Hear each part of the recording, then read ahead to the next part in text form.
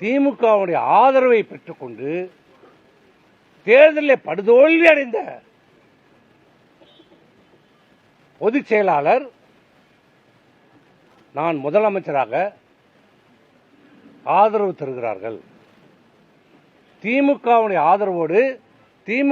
ஆதரவோடு என்றால் இன்னும் நேரடியாக சொல்ல வேண்டும் என்றால் மு.க. ஸ்டாலினுடைய ஆதரவோடு, உதயநிதி ஸ்டாலினுடைய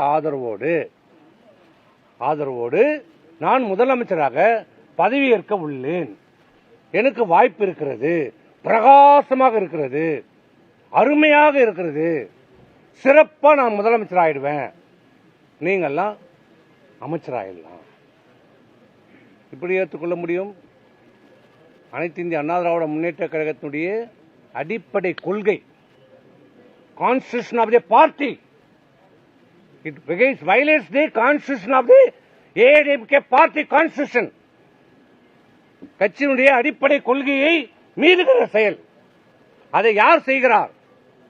அந்த கட்சியினுடைய சட்டத்திட்டங்களை, கொள்கைகளை காப்பாற்ற வேண்டிய, கடைபிடிக்க வேண்டிய, செயல்படுத்த வேண்டிய இந்த கட்சியினுடைய பொதுச் செயலாளர் மீறி இருக்கிறார். உண்மையிலே இதுக்கு நடவடிக்கை எடுக்கப்பட வேண்டும் என்றால் யார் மேல எடுத்திருக்கணும்? அது தொண்டர்கள் விரைவில் முடிவு செய்வாங்க. அதனால்தான் நாங்கள் சொன்னோம், இது ஏற்றுக்கொள்ள முடியாது. இது இந்த இயக்கத்துடைய எம்ஜிஆருடைய ஆன்மா மன்னிக்காது, அம்மாவுடைய ஆன்மா நம்மை மன்னிக்காதே என்று சொன்னோம். ஆனால் அதை ஏற்க மறுக்கவில்லை. அவர் காது கேட்க மறுத்து விட்டது. அவருக்கு பதவி ஆசை கண்ணை மறைத்து விட்டது. குடும்ப உறுப்பினர்களுடைய கட்சியை விட தான் குடும்ப உறுப்பினர்களுடைய நலனை பார்த்து விட்டார். அதன் மீது அவர் அக்கறை கொண்டு விட்டார்.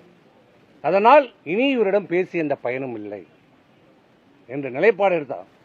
அதை விட இன்னொரு வாய்ப்பு வந்தது. இந்த தமிழ்நாட்டுக்கு இதுவரை கிடைக்காத, இனியும் கிடைக்க முடியாத ஒரு வாய்ப்பு தலித் சமுதாயத்தை சேர்ந்த ஒரு முதலமைச்சர் ஆகும். அந்த ஒரே காரணத்துக்காக அதை நாங்கள் ஏற்றுக்கொண்டோம். ஒரு தலித் சமுதாயத்தை சேர்ந்த முதலமைச்சர் ஆகட்டும், வரட்டும் என்று எங்களுக்கு அதில் சில முரண்பாடுகள் இருந்தாலும், ஆனால் ஒரு தலித் சமுதாயத்தை சேர்ந்தவர் முதலமைச்சர் ஆகட்டும் என்ற நிலைப்பாட்டில் அதை சொன்னோம், அதை வற்புறுத்தினோம். அதை நடைமுறைப்படுத்துங்கள், அதையாவது ஏற்றுக்கொள்ளுங்கள். முடியாது, நான்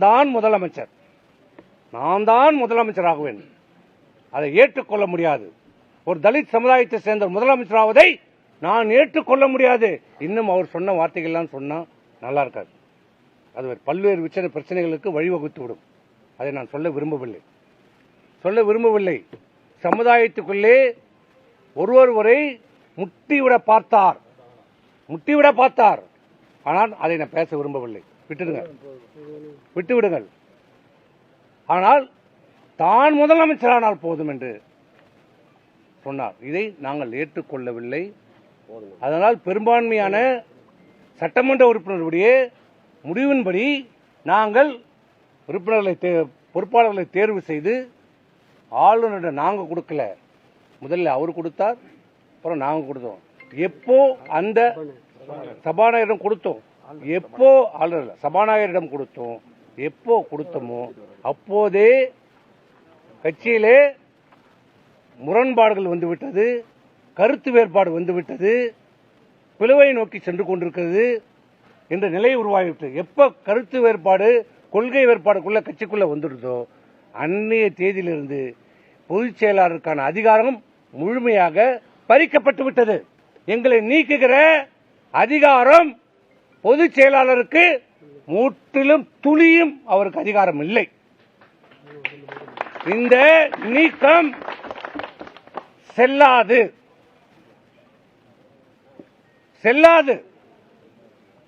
அவருக்கு அந்த அதிகாரம் இல்லை. நாங்கள் ஏனென்றால் நாங்கள் பொதுவெளியிலே சொல்லிவிட்டோம், இந்த தேர்தலுக்கான தோல்வியை விவாதிக்க வேண்டும், பேச வேண்டும், என்ன காரணம் இதை ஆராய வேண்டும், இந்த இயக்கத்தை வலுப்படுத்துவதற்கு என்ன நடவடிக்கை எடுக்க வேண்டும் என்று அதற்காக பொதுக்குழுவை கூட்டுங்கள் என்று உங்களிடம் கோரிக்கை வைக்கப்பட்டு விட்டது. அதற்கு பிறகு பொதுக்குழுவை கூட்டுங்கள் என்று சொன்னது பிறகு எங்களை நீக்குவது என்பது சட்டத்துக்கு, கழக சட்ட விதிகளுக்கு முரணானது. புறம்பானது. ஏனென்று நீக்கிறீர்கள்? பொதுக்குழு கூடினால் நாங்கள் வரக்கூடாது, கேள்வி கேட்கக்கூடாது என்ற ஒரே நோக்கம். அதுதான் பொதுக்குழுவிலே நாங்கள் கலந்து கொள்ள கூடாது என்று. நீங்க என்ன கடவுளே தடுத்தாலும் பொதுக்குழுவிலே நாங்கள் கலந்து கொள்வோம். இது எங்க கட்சி, அனைத்து இந்திய அண்ணா திராவிட முன்னேற்ற கழகம் என்பது எங்கள் உயிர், எங்க ரத்தம்.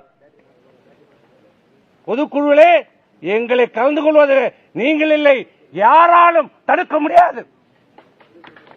நாங்கள் தான் எந்தெந்த பொறுப்பில் இருந்தோமோ நாங்கள் தான்.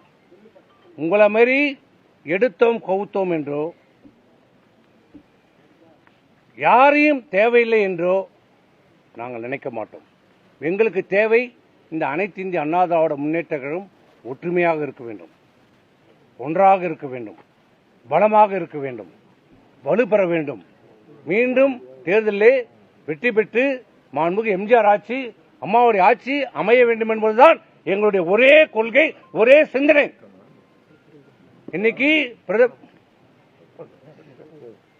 இன்னைக்கு முதலமைச்சர் திரு விஜய், மாண்புமிகு விஜய் அவர்களுடைய நோக்கம் திமுக அப்புறப்படுத்தப்பட வேண்டும். அண்ணா திமுக கொள்கை திமுக அப்புறப்படுத்தப்பட வேண்டும். இந்த ஒரே காரணத்துக்காக தான், இந்த ஒரே நோக்கத்திற்காக தான் இணைந்து பயணிப்போம் என்று சொன்னோம். வேற எந்த நோக்கமும் இல்லை. ஆக இன்றைக்கு அவர் எடுத்திருக்கிற பொதுச்செயலாளர் என்ற முறையிலே எடுத்திருக்கிற இந்த முடிவு தவறு, செல்லாது. இதை கழக தொண்டர்கள் ஏற்றுக்கொள்ள மாட்டார்கள், ஏற்றுக்கொள்ளவும் வேண்டாம். தெளிவாக இருங்கள். அனைத்து இந்திய அண்ணா திராவிட முன்னேற்ற தொண்டர்களும் நிர்வாகிகளும் நம்பிக்கையோடு இருங்கள், தைரியமாக இருங்கள், உற்சாகமாக இருங்கள். விரைவிலே இந்த அனைத்து இந்திய அண்ணா திராவிட முன்னேற்ற கழகம் எழுச்சி பெறும், பலம் பெறும். மீண்டும் அம்மாவுடைய ஆட்சி அமையும். நம்பிக்கையோடு இருங்க, தைரியமாக இருங்க. ஆகவே அண்ணா திமுக தொண்டை என்னைக்கு மனம் தளர மாட்டாங்க. நம்பிக்கையா இருப்பான், தைரியமா இருப்பான். தலைவர்களுக்கு தான் தொந்தருவாங்க. இது நாங்க என்ன சொன்னோம்? 2024 நாடாளுமன்ற தேர்தலில் நாங்க தோல்வி அடைஞ்ச உடனே ஒரு கட்டத்தில் நாங்க உண்மையை சொல்றோம், இப்பயும் உண்மையை பேசுறோம். இரட்டை தலைமை இருந்தபோது அந்த இரட்டை தலைமை இந்த இயக்கத்திற்கு வலு சேர்க்கவில்லை, இயக்கனுடைய வளர்ச்சிக்கு அது பயன் தரவில்லை. ஒற்றை தலைமை வேண்டும் என்று சொன்னோம், நாங்களும் தான் சொன்னோம். நானும் சொன்னோம், இல்லைன்னு மறுக்கல. அதுக்காக போராடணும், எல்லாமே பண்ணோம். அவர்கிட்ட சமாதானம் பேசணும், அது சமாதானம் ஒத்து வரல. அப்புறம் வேறு வழி இல்லை, ஒற்றை தலைமையை இவர் மீது இந்த நம்பிக்கையின் பேரில் நாம் கொண்டாடணும். அந்த நம்பிக்கை இன்னைக்கு பொய்த்து விட்டது. ஆனால் 2024 தேர்தலில் நாங்கள் தோல்வியடைந்த உடனே யாரெல்லாம் நாங்கள் எதிர்த்தோமோ, இந்த இயக்கம் வலுப்பெற வேண்டும், இந்த இயக்கம் வெற்றி பெற வேண்டும் வேண்டுமென்றால் பிரிந்தவர்கள் அனைவரும் ஒன்று சேர வேண்டும். இந்த இயக்கத்துக்காக ஒரு காலத்தில் உழைத்தவர்கள் எல்லாம் ஒன்று சேர்க்க வேண்டும் என்று நாங்கள் முயற்சி எடுத்தோம். நாங்கள் 6 பேர் போனோம். இன்னைக்கு தான் சொல்றேன், கேட்டுங்க. இது வரைக்கும் 2024 அவர் வீட்டில் போய் பார்த்துட்டு வந்ததுக்கு அப்புறமா இன்னி வரைக்கும் நான் பேசுனதில்லை. நாங்கள் யாருமே, திரு செங்கோட்டையனை கூட அவர் நீக்கினதுக்கு அப்புறம் தான் பேசினார். நாங்கள் யாருமே பேசல. பேசிட்டு வந்து வெளியில் நாங்கள் சொன்ன வார்த்தை, நம்ம சொன்னோம், கோரிக்கையை அவர் ஏற்கலை. ஆனால் நம்ம இப்படி போனோம், பேசணுன்றது வெளியில் தெரிய வேணாம், பத்திரிகைக்கு தெரிய வேணாம், அது நம்ம கட்சிக்கு பலவீனப்படுத்தி விடும். எந்த இடத்துலையும் எந்த நேரத்திலையும் நம்ம பேசக்கூடாது முடிவெடுத்தோம். இன்னி வரைக்கும் நாங்கள் தெளிவாக இருந்தோம். ஆனால் இவர் தான் பொதுச் செயலாளர் தான் அப்பப்போ அவர்களை சும்மா இருக்கணும், ரோட்டில் போகிறோம் வம்பு கீத்துட்டே இருந்தார். யார்? நாங்கள் வேண்டாம்னு. அவர் தான் நீக்கிட்டீங்க, அவர் போயிட்டாரு, விட்டுருங்க. அவர் ஏங்க பேசுறீங்க? அவர் ஊரில் போய் தான் அங்கே பேசுறது, எங்கே பேசக்கூடாதோ அங்கே போய் பேசுறது, எங்கே பேசணுமோ அங்கே பேசுறது இல்லை. இப்படி நாங்கள் சொன்னோம், கேட்கல. 24 போனோம். இந்த இயக்கம் தோல்வி அடைஞ்சிச்சு. நம்ம மீண்டும் வெற்றி பெறணும், ஜெயிக்கணும்னா 2020 சட்டமன்ற தேர்தலில் ஜெயிக்கணும்னா எல்லாரும் இணைங்க, எல்லாரும் இணைங்க. டிடி தினகரன், திருமதி சசிகலா, OPS, வைத்திலிங்கம், எல்லாரையும் இந்த இயக்கத்தில் யாரெல்லாம் போனாங்களோ எல்லாரும் நம்ம இணைப்போம், எல்லாரும் சேர்ந்தோம். ஆனால் அன்றைக்கு நடந்ததை சொன்னால் நல்லா இருக்காது, நாகரிகமாக இருக்காது, விட்டுருங்க. ஆனால் நாங்கள் சொன்னதை அவர் ஏற்றுக்கொள்ளவில்லை. ஏற்றுக்கொள்ளவில்லை. முழுமையாக எவ்வளவோ போராடினோம், மன்றாடினோம். கிட்டத்தட்ட ஒரு 2 மணி நேரமாக போராடி பார்த்தோம். முடியல. சரி, முடியல, பரவாயில்ல, அப்புறம் பேசிக்கலாம். அவர் நம்ம கருத்தை அவர்கிட்ட நம்ம சொல்லிட்டோம்.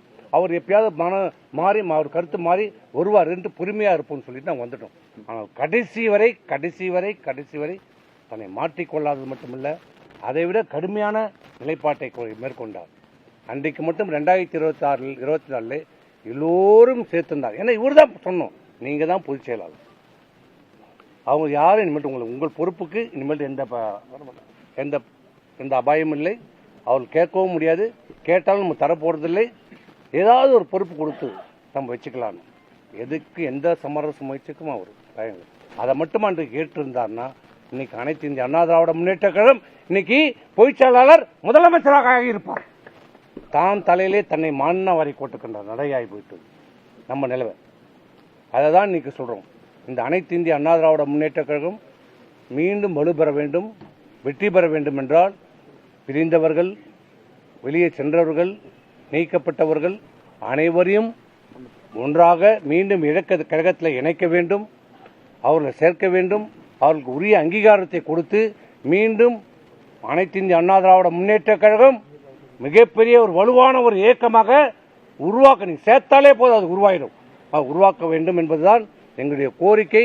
அதை தான் நேற்றும் சொன்னோம், 2024 சொன்னோம், இப்போதும் சொல்றோம். இன்னைக்கும் இந்த பத்திரிகை செய்தி வாயிலாக சொல்கிறோம், பொதுச் செயலாளர் அவர்களுக்கு சொல்லுகிறோம், அனைவரும் இணைங்கள்.